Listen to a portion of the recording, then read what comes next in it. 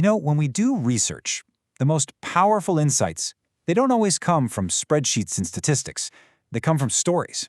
Today, we're diving into how to understand human experience through interviews, focus groups, and oral histories. Think of this as your guide to the art of truly listening. So let's start with the big question, the one that should be at the heart of all this work. How do we, as researchers, genuinely honor the lived experiences of the people we talk to? This isn't just about collecting data, right? It's about a deep, fundamental respect for the person sharing their world with us. And this quote just nails it. The whole goal here is to flip the traditional power dynamic on its head. We stop treating people like subjects under a microscope, and instead, we recognize that they are the experts on their own lives. That single shift changes everything. We're moving away from just extracting information and toward co-creating knowledge together. Now, before we jump into the how-to of all this, it's so important to understand the why. These methods didn't just pop up overnight. They actually grew out of some really powerful intellectual movements that demanded a more human, more ethical way to do research. Just take a quick look at this. Way back in the early 20th century, you had the Chicago School telling researchers, hey, get out of your offices and actually talk to people in their communities. Then, a few decades later, the feminist movement made this incredibly powerful argument that to understand how the world really works, you absolutely must listen to the voices of those who've been pushed to the margins. Both of these were game changers that paved the way for the work we do today. All right, so with that history in mind, you're ready to start thinking about your own project. Let's walk through the blueprint, the essential steps for designing qualitative research that's not only effective, but also ethical. It really boils down to 4 key steps to get started. First, you've got to have a really clear, focused research question. Seriously, this guides everything else. Second, you pick your tool for the job. Is it an interview, a focus group? Third, you figure out who you need to talk to. And fourth, and this one is absolutely critical, you have to stop and think about your own role in all of this. So how do we find these folks? Well, it's not just random. With purposeful sampling, you're strategically choosing people because you know their experience will give you rich, deep information. Then there's snowball sampling, which is such a brilliant method. It's where one person you talk to introduces you to someone else they know. It's an amazing way to connect with communities that might otherwise be really hard to reach. And that brings us back to that crucial 4th step, positionality. This is where you have to get honest and ask yourself, who am I in this room? What biases am I bringing with me?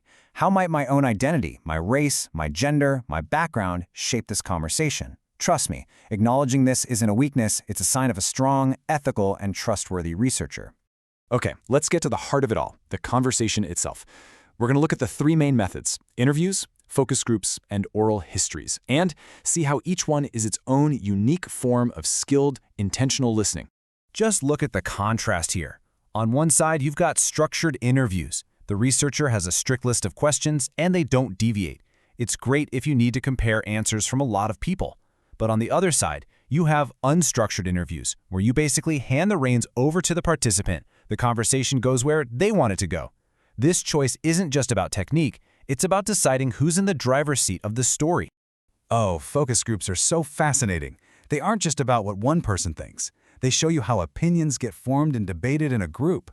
Your job as the facilitator is kind of like a conductor. You have to manage the group dynamics, making sure that one person doesn't dominate and that everyone's voice is heard. And you'll have to make a key decision. Do you put similar people together so they feel comfortable, or do you mix it up to get a wider range of views? Oral history, well, that takes this idea of partnership to a whole new level. This isn't just a simple Q&A. It's a collaboration.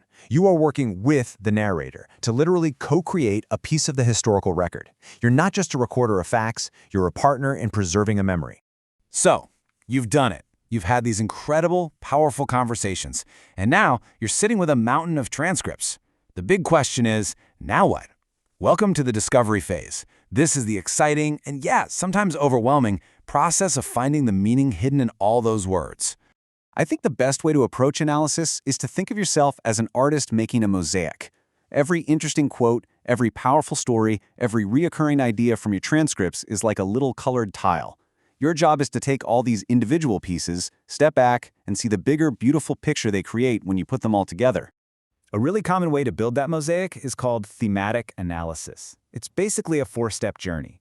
First, you just immerse yourself in the material. Read it, and then read it again. Then you start coding, which is just a fancy word for highlighting and labeling interesting ideas. Third, you start to group those little codes into bigger patterns or families. Those are your themes. And finally, you polish them up, give them names, and use them to tell the powerful story that your data is waiting to reveal. And this is where we come full circle.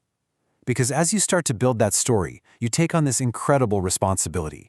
This isn't just some academic exercise. It's about recognizing the power you hold and the deep ethics involved in telling other people's stories. And this is exactly why it's so important. This quote says it all. What we're doing here can literally democratize history. We are bringing the stories of regular people, people who are almost always left out of the official records, into the exact same conversation as the stories of presidents and generals. That is powerful stuff. Ultimately, there's a name for this big idea. It's called epistemic justice. And it sounds complicated, but it's really a simple, almost radical idea that all ways of knowing, especially the knowledge that comes from someone's lived experience, are valid and valuable. This kind of research is how we put that idea into action. So I'll leave you with this to think about. After everything we've talked about, you now have the tools. You know how to listen in this deep, respectful way. The only question left is, what important stories are out there, not yet being told, just waiting for someone like you to come along and listen?